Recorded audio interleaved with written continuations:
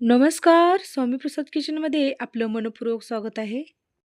तर आज आपण मस्त एकदम चटपटीत ताकाची कढी किंवा दह्याची कढी कशी बनवायची ते आपण या रेसिपीमध्ये बघणार आहोत. दहीची कढी किंवा ताकाची कढी म्हणलं की करायला एकदम सोपी आणि चवीला म्हणलं की एकदम अप्रतिम आणि लहानांपासून मोठ्यांपर्यंत सगळ्यांनाच आवडते अशा पद्धतीची ताकाची किंवा दहीची कढी. तर घरामध्ये दहीची कढी करताना बऱ्याच वेळेस हे दहीची कढी फुटते. तर दहीची कढी हे फुटू नयेत म्हणून कोणती बरं काळजी करायची? तर आपण आज मस्त काही टिप्स सहित आपण इथे दहीची कढी बनवणार आहोत. तर ही दहीची कढी गरम-गरम भातासोबत एकदम चवीला भारी लागते. तर तुम्ही एकदा तरी अशा पद्धतीने दहीची कढी करून बघा, एकदम चवीला छान लागते. तर तुम्हाला माझ्या रेसिपीज जर बघायला आवडत असतील, तर स्वामी प्रसाद किचन या चॅनलला तुम्ही एक लाईक, शेअर आणि सबस्क्राईब करा आणि बाजूची बेल घंटा नक्की क्लिक करा. चला तर मग वेळ न घालता आपण रेसिपीला सुरुवात करूया. तर इथे आपल्याला कढी बनवण्यासाठी लागणारं साहित्य बघूया. लसणीच्या पाकळ्या घेतलेल्या आहेत, कोथिंबीर, मोहरी, हिरवी मिरचीचे तुकडे, आलं, जिरं, साखर, हळद पावडर, तेल, कढीपत्त्याची पानं आणि चवीनुसार मीठ घेतलेलं आहे. तर सगळ्यात पहिल्यांदा इथे मी 2 वाट्या आंबट दही घेतलेलं आहे. तर कढी करताना थोडं आंबटच दही घ्यायचं म्हणजे कढीला एकदम चव छान येते. तर रवीने अशा पद्धतीने हे दही छान घोटून घेतलेले आहे. तर या घोटून घेतलेल्या दहीमध्ये आपल्याला इथे मस्त 1 वाटी बेसन घालून घ्यायचं आहे. बेसन घालून आपल्याला याच्या गुठळ्या मोडीपर्यंत आपल्याला याला छान घोटून घ्यायचं आहे. तर अशा पद्धतीने जर तुम्ही दहीमध्ये बेसन घालून जर घोटून घेतलात, तर याच्यामधल्या गुठळ्याही मोडल्या जातात आणि एकदम मस्त हे दही आणि बेसनचं मिश्रण एकजीव होतं.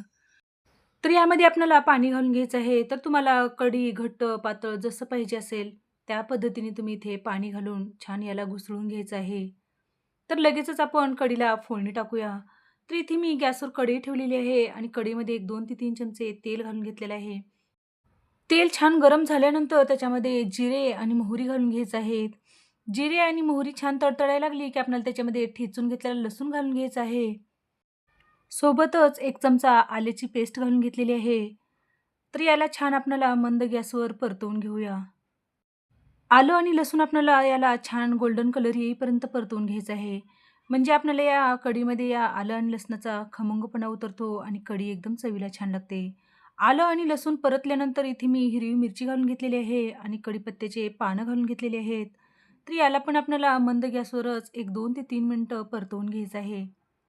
नंतर या फोडणीमध्ये कोथिंबीर घालून घेतलेली आहे. वरूनच सजवण्यापेक्षा जर या फोडणीमध्ये कोथिंबीर घालून घेतला तर चवीला एकदम छान ही कढी होते.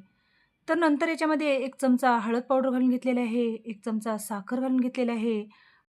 तर हे बघा छान याला चांगलं परतवून घेतलेलं आहे. तर यामध्ये आपल्याला जे आपण ताकाचं मिश्रण करून घेतलेलं आहे, ते मिश्रण यामध्ये ओतून घ्यायचं आहे. सोबतच तुम्हाला आणखीन थोडं जर पाण्याची गरज वाटली, तर तुम्हाला कढी घट्ट, पातळ जसं पाहिजे असेल, त्या पद्धतीने तुम्ही पाणी घालून घेऊ शकता. तर इथे मी पाणी घालून घेतलेलं आहे आणि याच्यामध्ये चवीनुसार मीठ घालून घेतलेलं आहे आणि छान आपल्याला या कढीला उकळी काढून घ्यायचं आहे. तर याला छान मोठा गॅस करूनच आपल्याला उकळी काढून घ्यायचं आहे. तर यामध्ये थोडीशी कोथिंबीर टाकून घेतलेली आहे आणि छान आपल्याला याला ढवळून घ्यायचं आहे. तर यामध्ये पळी घालून आपल्याला गोल-गोल फिरवत अशा पद्धतीने आपल्याला यामधलं पीठ छान शिजवून घ्यायचं आहे. तर इथे फुल गॅसवर मी अशा पद्धतीने एक 5 ते 10 मिनिट आपल्याला हे कढी छान शिजवून घ्यायचं आहे. तर या कढीला दाटसरपणा आलेला आहे आणि रंग बघू शकता तुम्ही एकदम सुंदर आणि एकदम छान या कढीला कलर आलेला आहे. छान खळखळून उकळी आल्यानंतर आपल्याला मंद गॅसवर एक 2 ते 3 मिनिटं आपल्याला या कढीला छान शिजवून घ्यायचं आहे. तर बघितलात तुम्ही आपली ही कढी फुटलेली नाही आणि एकदम मस्त आपली ती दाटसर ताकाची कढी बनलेली आहे. तर इथे मी गॅस बंद करून घेतलेला आहे. तर बघितलात तुम्ही एकदम मस्त आपली इथे चटपटीत, एकदम झणझणीत आपली ही ताकाची कढी बनवून तयार झालेली आहे. तर आपण ही ताकाची कढी आपण एका डिशमध्ये सर्व्ह करूया.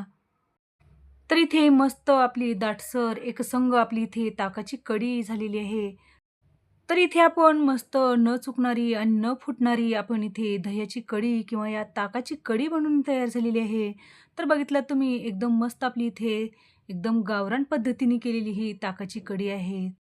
तर हे तोंडाला चव आणणारी चटपटी ताकाची किंवा दहीची कढी कधीच न फुटणारी आपली इथे मस्त झणझणीत आपली इथे ताकाची कढी बनवून तयार झालेली आहे.